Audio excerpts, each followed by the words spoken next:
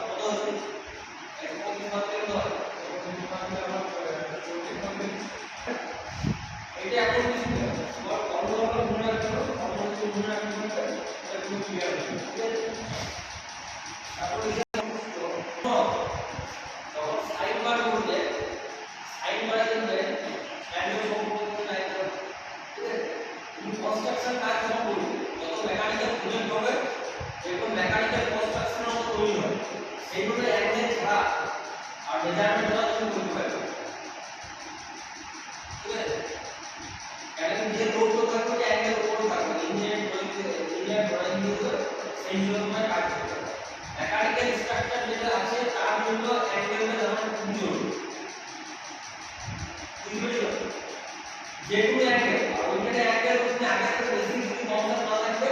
ওখানে সেটা ক্লিয়ার করতে হবে। যেমন তোমার এক্সাম্পল যদি বড় বড় মেকানিক্যাল কনস্ট্রাকশন গুলো বুঝতে হবে এই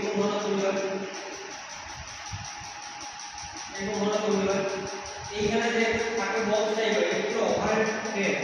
ওভারহেড ক্রেন দেওয়া হবে এইটা পুরো মেকানিক্যাল স্ট্রাকচার তৈরি হবে মেকানিক্যাল এইটা